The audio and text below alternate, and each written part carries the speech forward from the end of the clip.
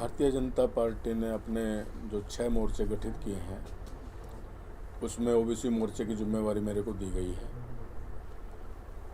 और हमने सभी कार्यकर्ताओं के साथ विचार विमर्श करके अपने सभी पूर्व में जो हमारे अध्यक्ष रहे हैं, जो भी पिछड़ा वर्ग से जुड़े हुए जो भी नेता रहे हैं, सबसे विचार विमर्श करके अपनी प्रदेश कार्यकारिणी की घोषणा की है 7 तारीख को।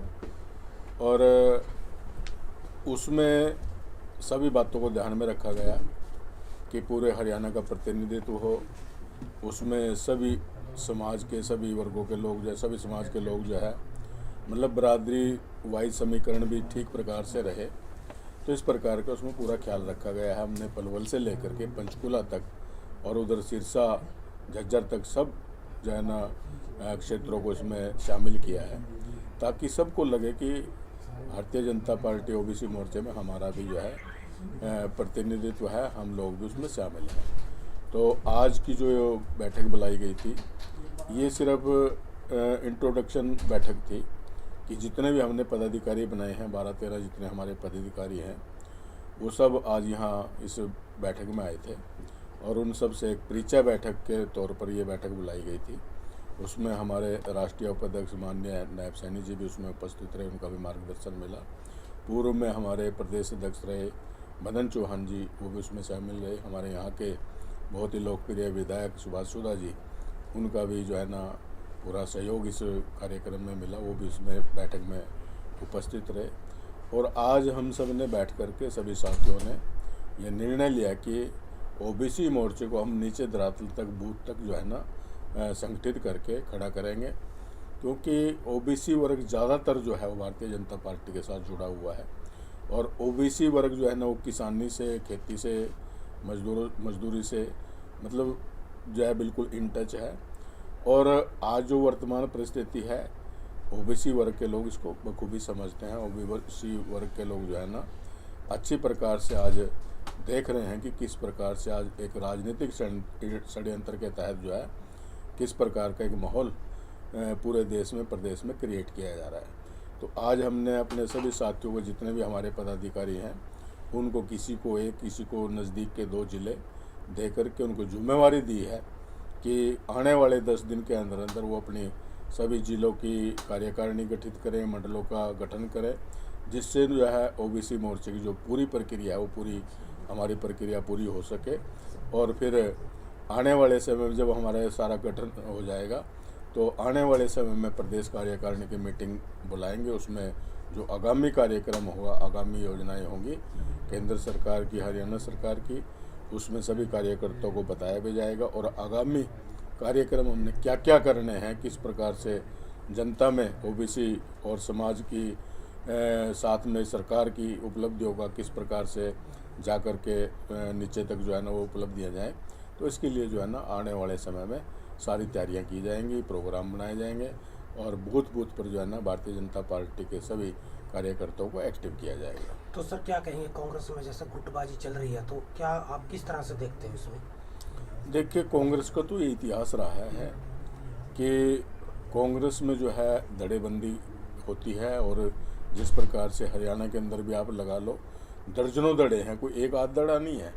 और पीछे जो हरियाणा प्रदेश में कांग्रेस में जिस प्रकार से अशोक तंवर जी जो उस समय अध्यक्ष थे, उनकी गर्दन तक तोड़ने का काम किया, तो ये कांग्रेस के लोगों ने किया, बाहर के लोगों ने नहीं। तो कांग्रेस में तो सिर फुटैल वाली स्थिति शुरू से रही है, कोई आज की बात नहीं है। और कई बार तो इनकी मीटिंग में आपस में कुर्सियां तक चलती थी। तो ये परिस्थितियाँ तो जो कांग्रेस की है, कांग्रेस का जो है उनका काम जो है वो सिर्फ सत्ता हथियाना है। उन्होंने सत्ता हथियाने का जो है ना वो किसी भी स्तर तक जा सकते हैं, किसी भी स्तर तक गिरकर कि किसी प्रकार से हमें सत्ता मिल जाए, कुर्सी मिल जाए। तो आज जो ये सारा माहौल क्रिएट किया जा रहा है, तो इसके पीछे जो है ना बिल्कुल कांग्रेस का हाथ है। और कांग्रेस जिस प्रकार से प्रदेश की और देश की सरकार को बदनाम करना चाहती है, आज लोग इस बात को पूरी तरह से समझ रहे हैं। तो सर किसानों को लेकर बात करें तो किसानों में से गुरनाम सिंह चुन्नी है, उसको भी एक हफ्ते के लिए हटाया गया, तो कैसे देख रहे हैं आप उस मामले को? क्या किसान एकजुट नहीं है? देखिए, जहाँ तक किसानों की बात है, शुरू में जब ये एजिटेशन चला था उस समय किसानों की इनके साथ दिलचस्पी थी, किसानों का सहयोग भी था। लेकिन जो जो सारी बातें साफ होती रही, आज किसानों ने अपना हाथ इनके साथ से खींच लिया। आज इनके साथ किसान कोई नहीं है, ये केवल मात्र राजनीतिक लोग हैं। और देश में सिर्फ जो है ना नरेंद्र मोदी जी का विरोध करने के लिए, माननीय मुख्यमंत्री मनोहर लाल जी का विरोध करने के लिए ये लोग जो है ना संगठित इकट्ठे हैं और इस प्रकार का एक माहौल क्रिएट करना चाहते हैं प्रदेश के अंदर, देश के अंदर, कि जो है ना नरेंद्र मोदी की सरकार और मनोहर लाल जी की सरकार जो है ना किसान विरोधी है। जबकि यही लोग हैं जिस बात को लेकर के आज ये सड़कों पर बैठे हैं कि ये 3 काले कानून वापस लो। इन्हीं कानूनों के लिए जो है ना लड़ाई लड़ते रहे हैं किसान यूनियन के बहुत से संगठन, जिन्होंने मांग की थी कि किसानों को आज़ादी मिलनी चाहिए। वो अपनी फसल को चाहे वो मंडी में बेचे, अपने घर पे बेचे, अपने खेत में बेचे या कहीं भी प्राइवेट फर्म को बेचे। ये तो इन लोगों की डिमांड रही है। आज इसी बात को ये नकार रहे हैं और भ्रामक प्रचार कर रहे हैं कि ये तो बड़े बड़े पूंजीपति जो है इनका कब्जा हो जाएगा, महंगाई बढ़ जाएगी, ये हो जाएगा। अनर्गल प्रकार के जो है ना आज ये प्रचार करके लोगों को गुमराह करने का काम कर। आज लोग जो है ना इनकी बात को समझ चुके हैं, किसान इनकी बात को समझ चुके हैं और किसानों के लिए जितना ज़्यादा से ज़्यादा काम केंद्र की सरकार, हमारे नरेंद्र मोदी जी की सरकार, माननीय मनोहर लाल जी की सरकार जो लोगों किसानों के लिए कर रही है, आज तक किसी भी सरकार ने इतना काम नहीं किया। 2-2 हज़ार रुपये एक मतलब पूरे साल के अंदर जो है ना 3 किस्तों में 6,000 रुपये किसान समृद्धि योजना, प्रधानमंत्री किसान समृद्धि योजना के तहत जो है ना 6,000 रुपये किसानों के खाते में सीधे डायरेक्ट दिए जा रहे हैं। और अन्य प्रकार की, जैसे अभी मुख्यमंत्री जी ने घोषणा किया कि मेरा पानी मेरी विरासत, कि जो लोग जो है पानी ज़्यादा जिनमें खपत होती है, जैसे धान की फसल है उसको ना उगाएं, दूसरी फसलें उगाएं, तो उसमें हम 7,000 रुपये प्लस उसमें बीज के पैसे भी जो है उन्होंने कहा है कि हम उनको उपलब्ध कराएंगे, उनको देंगे। तो इस प्रकार से जो है ना सामाजिक चिंता भी करना कि हमारा भूमि जल स्तर नीचे जा रहा है। तो इस प्रकार से जो है किसानों के साथ हमेशा खड़े रहते हैं और किसानों की 12 की फसलें वो MSP पर खरीदने का काम जो है ना वो हरियाणा की सरकार कर रही है। आज तक कांग्रेस की सरकार ने कभी भी इतना, चाहे ना उन्होंने सरसों खरीदी, ना उन्होंने सूरजमुखी खरीदी, ना बाजरा खरीदा, ना मूंग खरीदी, ना चना खरीदा, केवल मात्र गेहूं की खरीद करते थे। और उसमें भी जो है मंडियों में इसलिए जाम लगता था कि मंडियों में बारदाना तक नहीं होता था उठाने के लिए। यानी कि इस प्रकार की परिस्थिति जो है उस समय कांग्रेस की सरकार के समय रहती थी। अब सारी व्यवस्थाएं पहले से की जाती हैं और सुचारू रूप से जो है ना मंडियों का काम चलता है।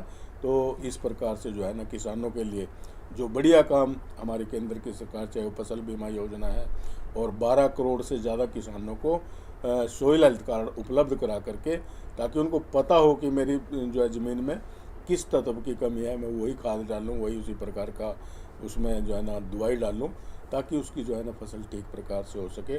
तो ये सारी की सारी बातें जो है फसल बीमा योजना है और